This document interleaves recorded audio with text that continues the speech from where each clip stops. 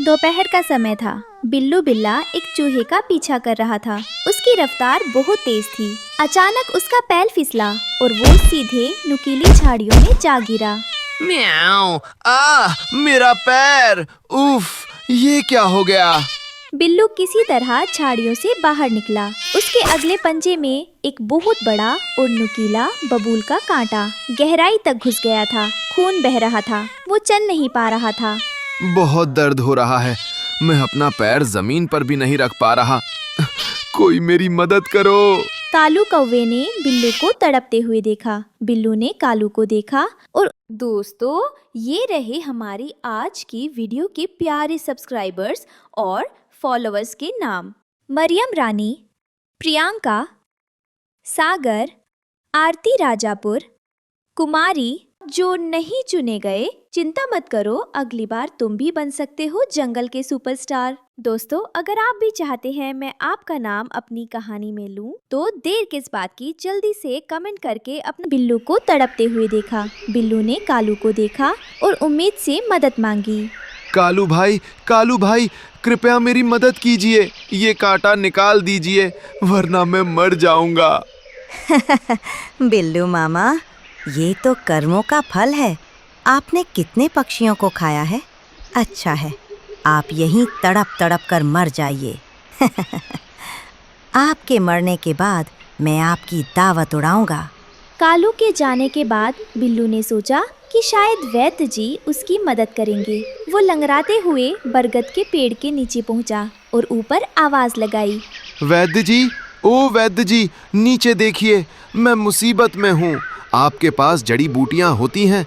कृपया मेरे पैर का इलाज कर दीजिए। कौन? बिल्लू? अरे भाई, पिछले हफ्ते ही तुम मेरे कंपाउंडर को खा गए थे। अगर मैं नीचे आया तो तुम मेरा इलाज कर दोगे? मैं रिस्क नहीं ले सकता। वैद्य जी ने दरवाजा बंद कर लिया। बिल्लू समझ गया कि विश्वास एक दिन में नहीं बनता। रानो चिड़िया अपने घोंसले से ये सब देख रही थी। उसे अपने दुश्मन बिल्लू पर दया आ रही थी। बिल्लू हमारा दुश्मन है, लेकिन इस वक्त वो बहुत तकलीफ में है। एक घायल जानवर को ऐसे तड़पता हुआ छोड़ना पाप है। बिल्लू लंगड़ाते हुए आगे बढ़ा। वहाँ हरिया तोता और गोरी कौवी अमरूद खा रहे थे। हरिया भाई, गौरी भाभी, मुझ पर दया कीजिए, ये कांटा निकाल दीजिए। भाग जा यहाँ से। अगर हम पास आए तो तू हमें ही खा जाएगा। हम तुम पर भरोसा नहीं कर सकते। सही कहा गौरी, शेर और सांप का कोई भरोसा नहीं। थका हारा बिल्लू एक गोदाम की दीवार के पास सुस्ताने बैठा। तभी वहाँ मोटे लाल चूहा बिल से बाहर आया। आमतौर पर वो बिल्लू को देखकर भाग जाता, लेकिन आज बिल्लू की हालत देखकर वो रुका। क्या बात है बिल्लू मामा, आज दौड़ नहीं रहे? सुना है शेर के पैर में कांटा चुभा है। आज तो हम चूहे भी तुम्हारे सामने शेर लग रहे हैं। मोटे, अगर मेरा पैर ठीक होता तो तेरा नाश्ता बना लेता। आज तेरा दिन है, हंस ले। चूहा हंसते हुए वापस बिल में घुस गया और बिल्लू अपनी बेबसी पर रो पड़ा। निराश होकर बिल्लू नदी किनारे बैठ गया। उसने अपने दांतों से कांटा निकालने की कोशिश की, लेकिन कांटा बहुत अंदर था। वो दर्द और अकेलेपन से रोने लगा।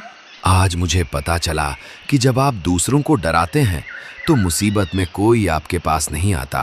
आज मेरा अंत आ गया है। अचानक बिल्लू को पंखों की आवाज सुनाई दी। रानो चिड़िया उड़कर बिल्लू के सामने वाले पत्थर पर आ बैठी। बिल्लू ने उसे देखा, लेकिन हमला करने की ताकत नहीं थी।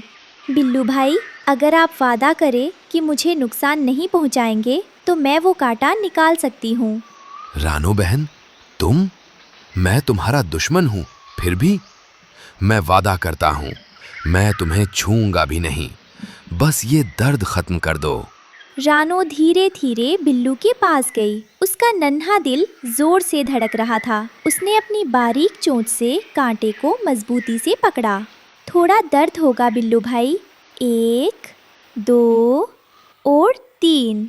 रानो ने जोर लगाया और कांटा बाहर खींच लिया। खून निकलना बंद हो गया। कांटा निकलते ही बिल्लू को बहुत राहत मिली। उसने लंबी सांस ली। रानो अभी भी उसके पास बैठी थी।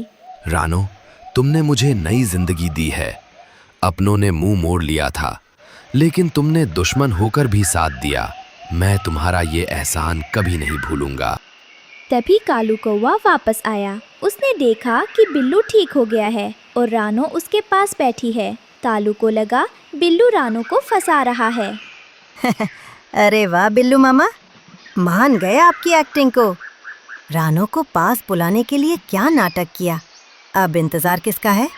खा जाइए इसे, एक ही झपट्टे में काम तमाम। कालू रानो को डराकर मजा लेना चाहता था। रानो कालू की बात सुनकर डर गई और उड़ने ही वाली थी। रानो को डरा हुआ देखकर बिल्लू गुस्से में आ गया। उसने रानो को खाने के बजाय कालू की तरफ जोरदार दहाड़ लगाई। खबरदार कालू, अगर रानो के बारे में एक शब्द भी गलत बोला, इसने मेरी जान बचाई है। अब ये मेरी दोस्त है। अगर तूने इसे परेशान किया तो मैं तुझे नहीं छोड़ूंगा। बिल्लू कालू की तरफ झपटा। कालू डर के मारे वहां से भाग गया। जब कालू भाग गया तो रानो और बिल्लू बातें कर रहे थे। तभी आसमान से एक खूंखार चील ने रानो को जमीन पर बैठा देखा। चील ने तेज रफ्तार से रानो पर झपट्टा मारा। आज तो मुफ्त की चिड़िया मिलेगी। बचाओ! इससे पहले कि चील रानो को पकड़ती, बिल्लू ने हवा में छलांग लगाई और अपने पंजों से चील को हवा में ही थप्पड़ मारा। चटाक! दूर रह, ये मेरी दोस्त है। चील घबरा गई। उसे उम्मीद नहीं थी कि एक बिल्ला चिड़िया को बचाएगा। चील डरकर वापस आसमान में उड़ गई। मैं चलती हूँ बिल्लू भाई, अपना ख्याल रखिएगा।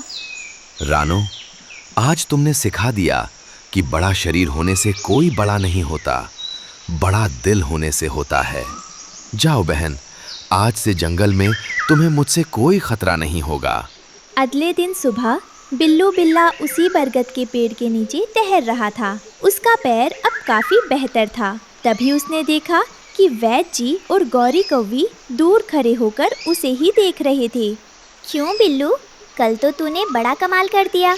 क्या वाकई तू बदल गया है या ये भी कोई नया शिकार करने का तरीका है? तभी उसने देखा कि जमीन पर कुछ अनाज के दाने बिखरे थे जो रानो चिड़िया के घोंसले से नीचे गिर गए थे। उसे करीब आता देख मोटा लाल चूहा डर के मारे कांपने लगा और बिल की तरफ भागा। रुको मोटे, भागने की जरूरत नहीं है।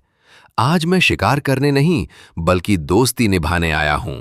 बिल्लू ने अपनी पूंछ से उन दानों को एक सुरक्षित जगह इकट्ठा कर दिया ताकि रानो को नीचे ना आना पड़े और वो ऊपर से ही उन्हें देख ले। कल तक मैं अपनी ताकत पर घमंड करता था और सबको डराता था, इसलिए चोट लगने पर मैं अकेला रह गया। लेकिन रानो ने मुझे सिखाया कि पंजों की ताकत से कहीं बड़ी ताकत चोंच से कांटा निकालने वाले उस छोटे से दिल में होती है। आज के बाद मेरा कोई दुश्मन नहीं है, क्योंकि जो दर्द को समझता है वो दर्द दे नहीं सकता।